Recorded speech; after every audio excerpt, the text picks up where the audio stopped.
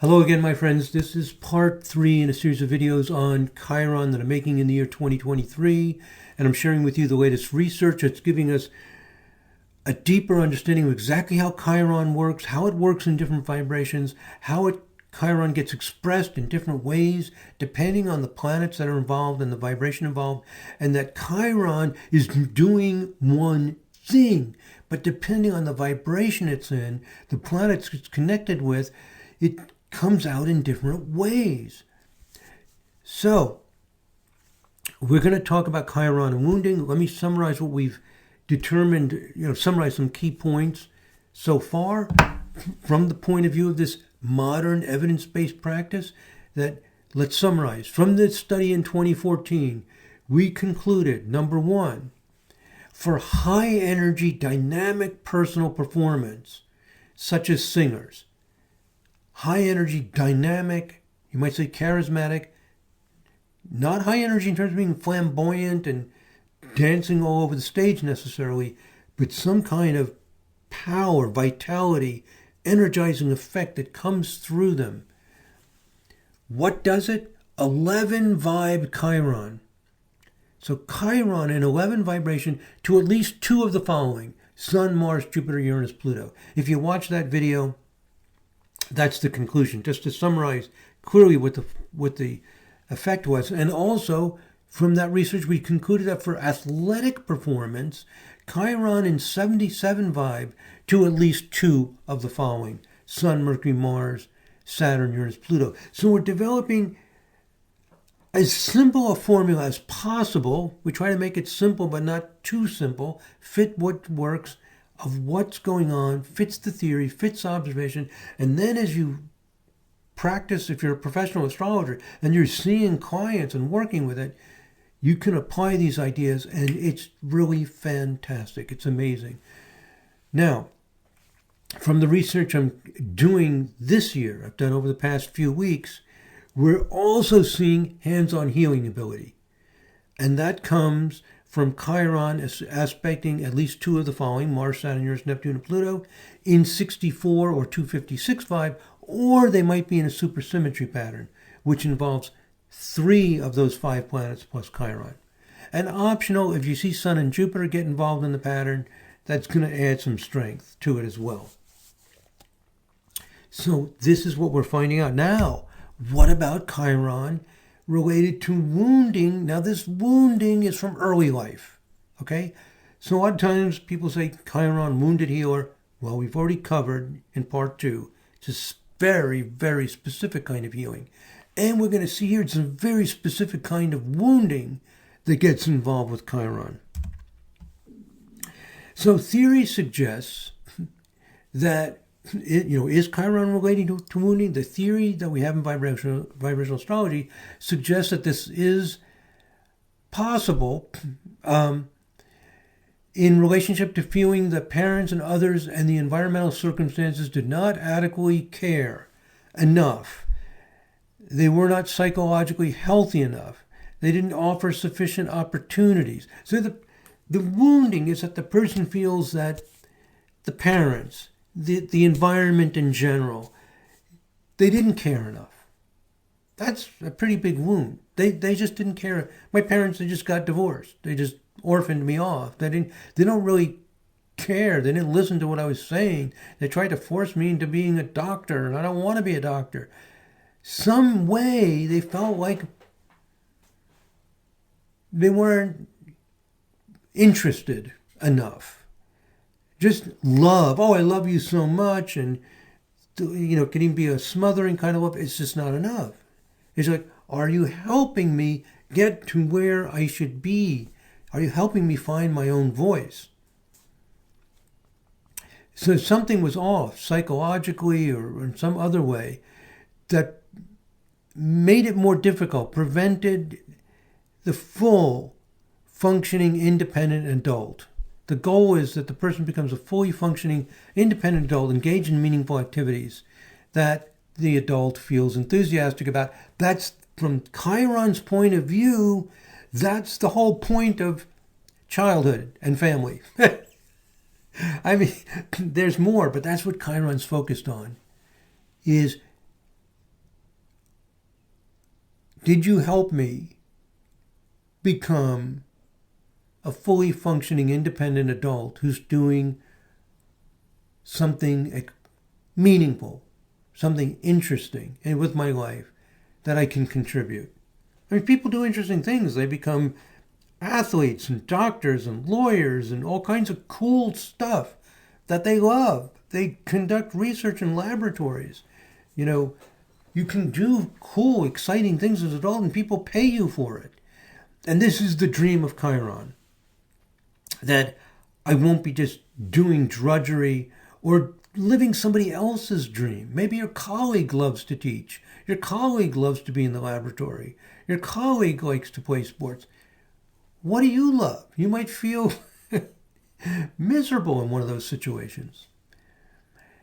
So this is the wounding is any sense that was blocked because of people not caring or not being intelligent enough and sensitive enough to respond. So there is a feeling that you had to struggle against great obstacles to become the bird who flies out of the nest and grow into adulthood, to leave the nest and become an independent bird who is enthusiastic about your life. You hear narratives like parents let the home stability dissolve, bonds were broken, opportunities were not given, needs were not understood, I was not listened to, I was overly protected or underprotected, or discouraged from taking risks. Things like this. These are the wounds, the specific wounds of Chiron. And Chiron can also be positive. When people say, oh, without my mom encouraging me, with my dad came to all my games, my mom helped me with this, they worked so I could get through college. That's Chiron also. That's the Chiron we don't always talk about. It's not just wounding. We're too focused on the negative side of Chiron, as if it's this big, bad, black, dark genetic defect. It's not. It's just a process of trying to get somewhere. And extremely few people thread this needle so perfectly. Very, very few. We just have to struggle to find our voice and find our way in life. So, is Chiron related to wounding in early life? In vibrational astrology, remember that we see everything as an energetic process. The archetypal stories are extremely important, extremely powerful, but they're born out of the energetic process. Chiron is not a significator of the wounded healer or a signifier of any other life circumstance that has good and bad potentials. The astrology chart is not an indicator, signifier, reflector, or synchronistic correspondence of celestial events with human behavior. This is the view of vibrational astrology. These things are often said, but they're secondary. What's really happening is the astrology chart shows energetic processes, shows the energetic processes and motivations, and that are the forces and purposes and goals of a person. The astrology chart is a guide to what forces are at work, and the astrology chart helps people make decisions, choose a path, and understand the dynamics and find an effective attitude and relationship to the forces that are at work. So let's apply these observations to what astrologers are noticing. So one of my students noticed, and I got permission from her to put this in this video, that she was an orphan. She was placed, fortunately, with loving parents, but she was orphaned. This astrologers look at that and they go, Chiron, oh my gosh, Chiron's strong in your chart. That wounding. And notice wounding is usually a childhood wounding of this kind. And the father, her husband, what he experienced was that his family separated from his father when he was 4 years old. So there was this split in the family.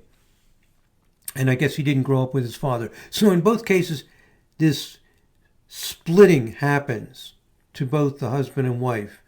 And then they have a lot of kids. And so, she is an astrologer and now studying vibrational astrology. And she's looking at this and going, look at how strong Chiron is in the charts. There's this wounding. And oh my God, passing this on to my children. So concerned about it.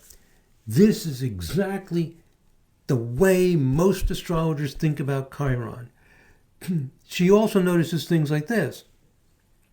At a certain time of year, I think it's around now, I've been making this in early July, around June, I think she said, every June he starts like not feeling good. It's just like feeling a little depressed. So she does a genealogy research, goes back, and she finds out that the parents separated right at that time of year. He's only 4 years old. I guess he doesn't really know what time of year it was, not consciously. So this just reinforcing Chiron, the wounding, this like ancestral memory that child just it just gets into your bones. This whole thing. But that's a very limiting and negative way to understand Chiron. And it's not like it's this big, bad, genetic black thing out there that you have to deal with. She also had her Chiron return that happens around 50 years old, which is very difficult. It was also when her children were growing up and they left home. It was very difficult. So she concludes it's obvious. Chiron relates so beautifully to the understanding of Chiron as family wounds and healing process. What does this have to do with quiet charisma and all the stuff that we saw in our research? So, let's look at the details of what she's observing. She reports that in her son's birth chart,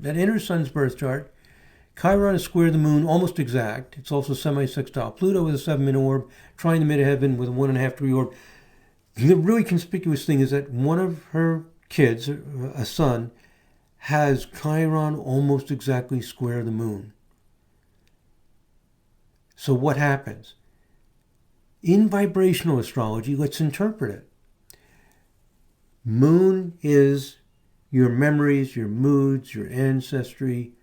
Chiron is this need to find your voice, find what's inspiring for you. Excuse me. So it inclines him to feel uncomfortable in an atmosphere where he feels smothered or neglected. He doesn't want to... Moon is the mood.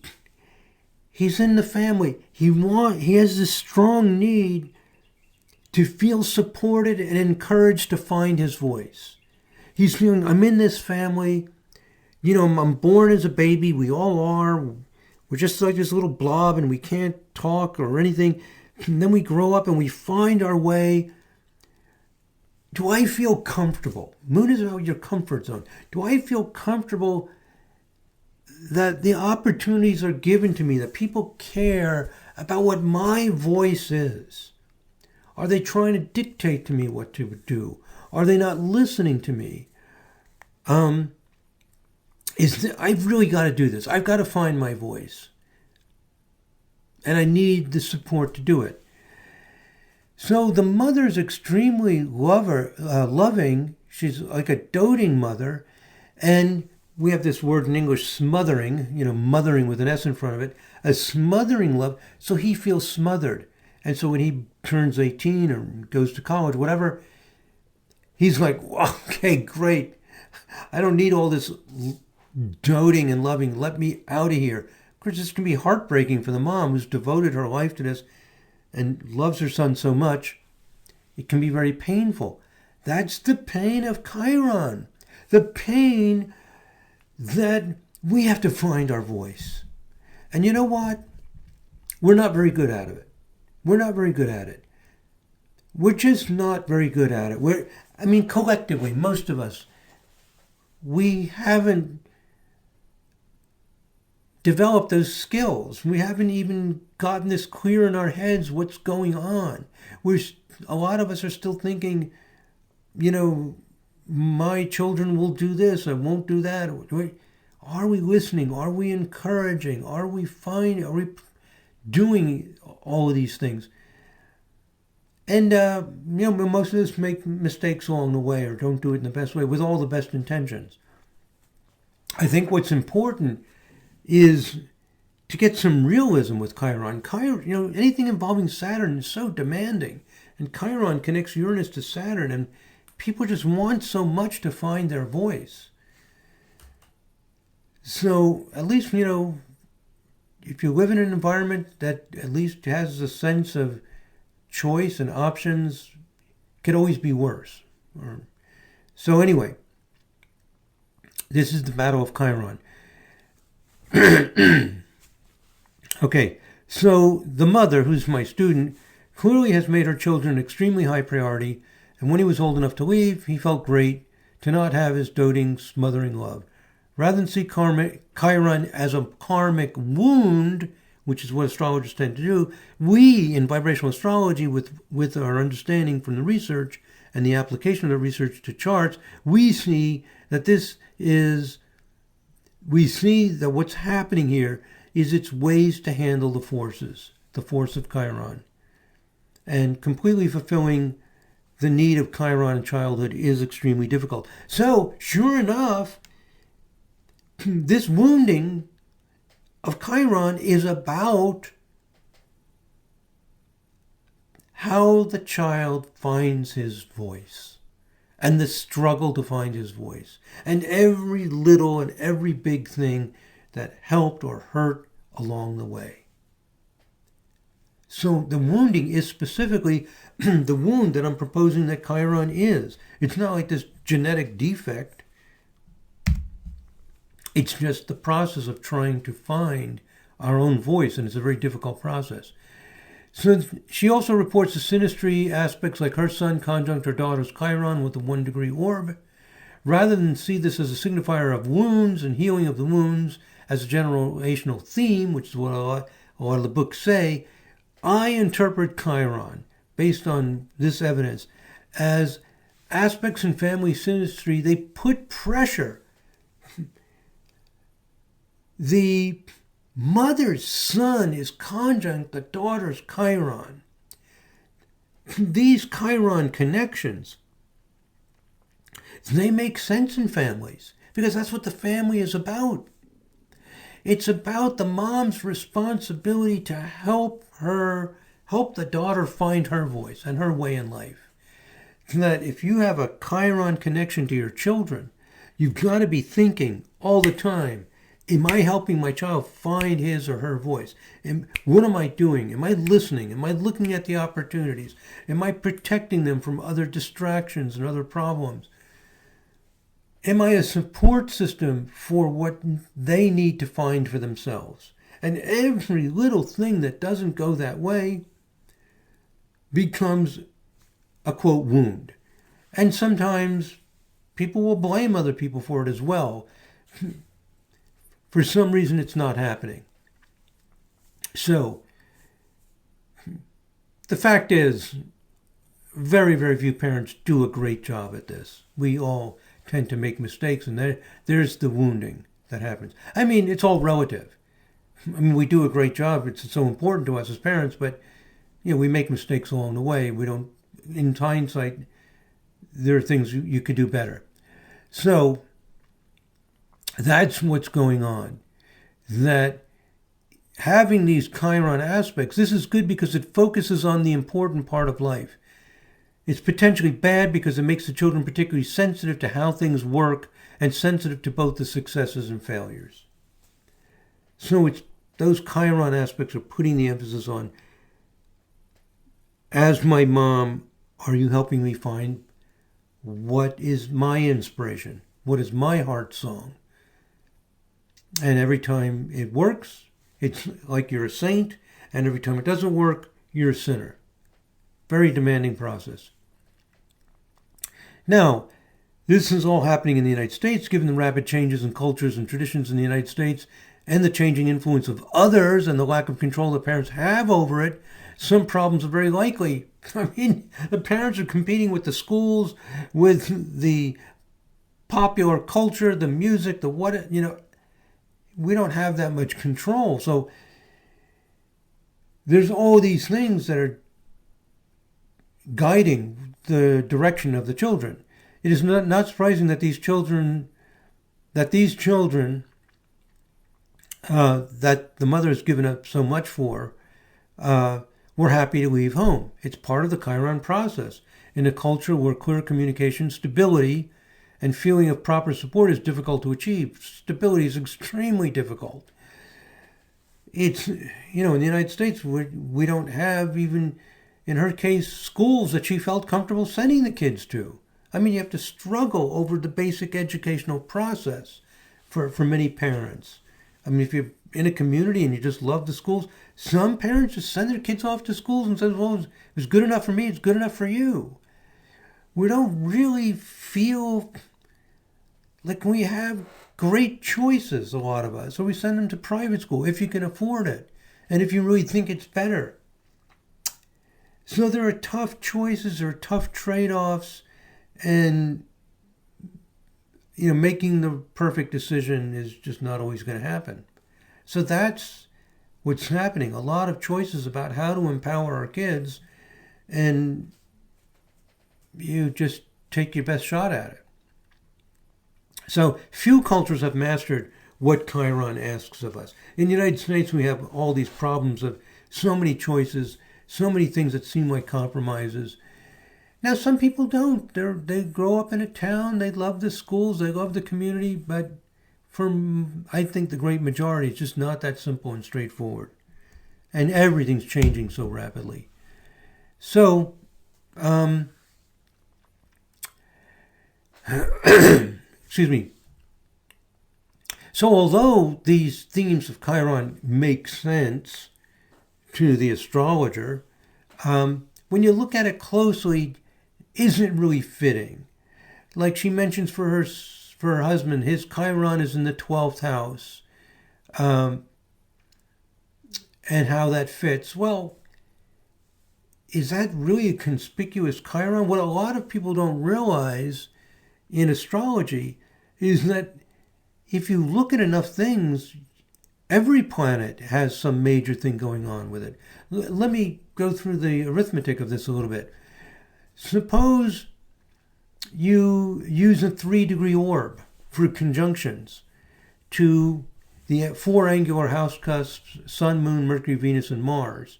That gives you a total of 9 points. Sun, Moon, Mercury, Venus, and Mars. I'm not even counting Jupiter, Saturn, Neptune, Pluto. Just those 5, the 4 angular cusps. That's 9 points. You allow a 3-degree orb. That means there's 54 degrees. And if you work out the arithmetic, 1 in 6 people have Chiron conjunct one of those points with a 3-degree orb. Now add in oppositions, trines, and sextiles, and there are so many combinations that everybody has one.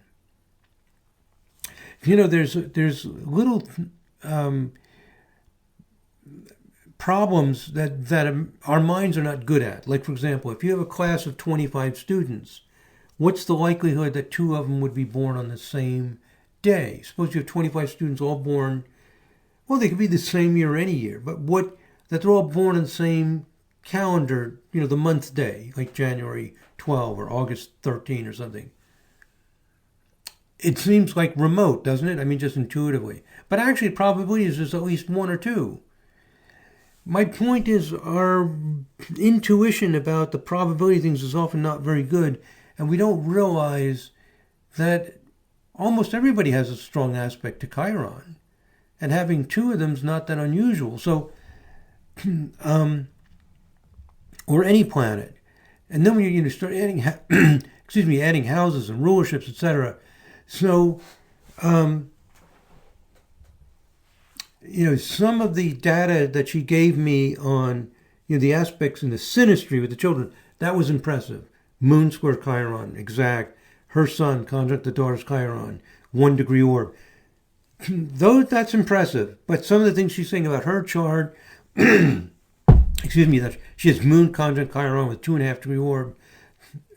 Maybe there's more she didn't mention, so I'm not judging that specific situation. But what I'm saying is that if you are just picking up a few things and making big conclusions about it, that's where the research, when we go through the database, will show that no, there's nothing special going on at all.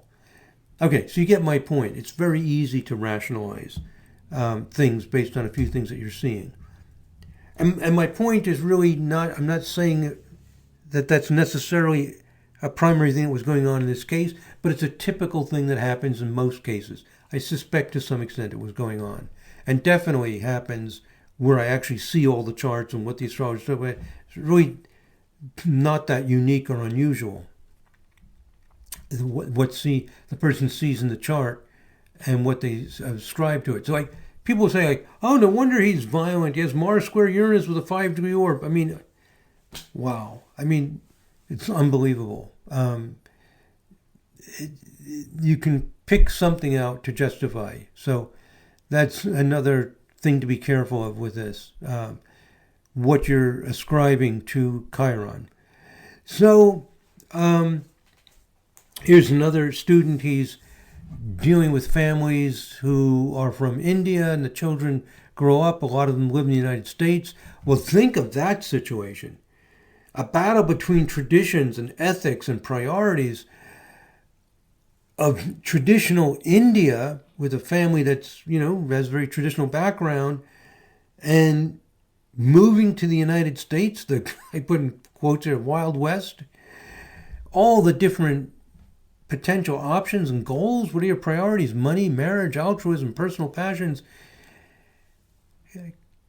Getting Chiron to work in these multicultural, dynamic, changing situations with so many different priorities, and it's extremely difficult for Chiron to succeed. How are you going to empower the student, your child, to find his or her way when they're getting bombarded with all these different possibilities? Very, very difficult. If the parents try to maintain some of the traditions, some of the ethics and values, that can be seen as holding them back. If they don't, the children might feel like, well, why didn't you tell me about that? It's so difficult, very, very difficult to find the right options to empower. We end up in a guessing game of trying to figure out what will work best for our children. And then the other thing is the inconsistency. The father may have one approach, the mother a different approach, the aunt another approach, the grandmother another approach. Whoa. It's very, very difficult in a world that's changing and evolving so rapidly. Very difficult to find the right way to encourage, support your children to find their own voice, if you're even wise enough to think that way. And that's the first step for Chiron, is to understand the importance of Chiron. So mistakes are almost inevitable in an environment where there are many options, rules, and different perspectives. The problem is not that Chiron is necessarily wounds, but rather that Chiron highlights a delicate process that is extremely difficult to achieve high success with. That's why there's woundings. It's a delicate, tricky process, and Chiron's highlighting that. So it's wounding because there's usually wounds involved. It's not that Chiron creates wounds. It's shedding a light and putting importance on a process that usually involves wounding. Maybe 100 or 1,000 years from now, at least in some parts of the world, there'll be less wounding, and then Chiron won't be the planet of wounding so much. It'll be the planet of empowerment, and people will change their minds about it. It's the same planet doing the same thing. It's a matter of what we are doing to help people find their voice. When you have 1,000 different voices, different political opinions, all these controversies, it's going to be hard to get people on the same page and communicating well, and the parents to be consistently and clearly helping the children find their own voice. So in some cases, the children grow up to deeply appreciate the wisdom and blessings of their tradition and find their way, but this is not easily achieved. Once dissatisfaction develops, it easily gets amplified. Once the person starts thinking, oh, because my mom wanted me to be a nurse, or oh, because they wanted me to stick to the family religion, oh, because they wanted me to they expected me to get married, oh, because once you start thinking that, you can start reinforcing this narrative of all the wounds. Now you're really wounded because you're like just thinking about the wounding. So I'm not saying you should avoid it, but sometimes the wound gets deeper by perseverating on it. There's another thing that often happens. So, vibrational astrology, to summarize, is a form of evidence-based practice where we put the greatest emphasis on the controlled research studies, which is what I've emphasized in these series of 3 videos. The ideas must work out well with clients as well. So I'm sharing what happens when we use this with clients. It gave us feedback that said, you know what? Chiron can't be just quiet charisma because we're seeing it with our clients over and over again. So we look at that client, we look at what's being said, we analyze it, we did the research on the healers, and we're seeing how all these details work out, and that there are elements of truth from each source of information, and we integrate and clarify and streamline it to come up with a clearer, more accurate conclusion. That's what we're doing. And over time, it'll get better and better and better. We have to look at this hierarchy of information. Typically in astrology, people don't want to look at what the data said. They're not interested. It works for them. They're happy with it. They're not that interested in refining, comparing, contrasting, sorting out all of these things. That's what we need to do. That's what they do in any academic field. And that's what we're doing here. Distilling out from all of this information what Chiron is doing and continuing to use it with our clients. And it's fantastic. I mean, it's amazing what happens with your client work as you get more precise and clear about how these things work. So, and we keep doing more studies. In this case, a study on energy healers helped, for example. Continued application of these ideas helps clarify if they prove to be insightful and helpful in client work. More controlled research studies are also extremely helpful. We need all of this to keep moving forward. Our understanding is constantly updated with new information, and this is critically important. Without the controlled research studies, evaluation is so subjective, and the ease of being deceived is so strong, it is difficult to make continuous progress. And consequently, increasing consensus is difficult to achieve in astrology, except among very small groups of astrologers. So you can do a Vedic astrology, Hellenistic astrology, It goes on and on and on and on and on. Without the controlled research studies to create some real basic, you might say more objective, the fact is, these facts exist. Your client work can be very hard to measure, to formulate. It's very time consuming to do that. Collecting the data, getting this information on whether healers have Chiron doing something in their chart, all kinds of things people say, we can verify it very quickly and look at it. So that's essential. And that's what distinguishes vibrational astrology currently from any other field of astrology. None of the other forms of astrology do this. So conclusion, I think this is my last slide. Yes, it is.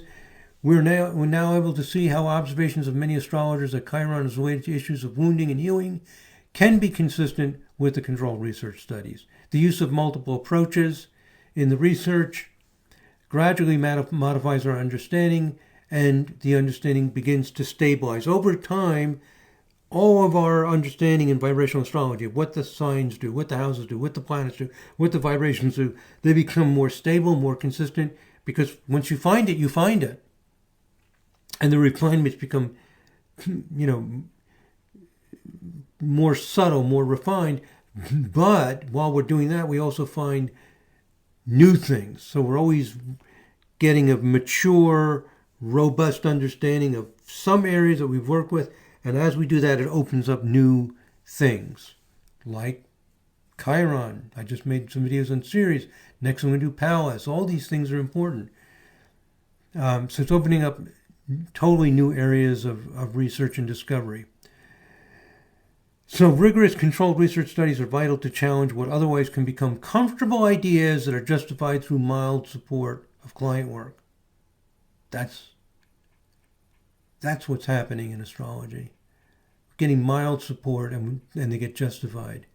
And that is broken through that cycle of just repeating things that kind of work. and you can justify them, gets broken through the rigorous controlled research. So that's it. Thank you for being a member. Thank you, thank you, thank you of my YouTube channel. And that's it, my friends. Series of 3 long videos on Chiron. I think sometimes I repeated myself a little bit too much, but important information of how we're progressing in our understanding. Thank you very much for listening. God bless. Namaste.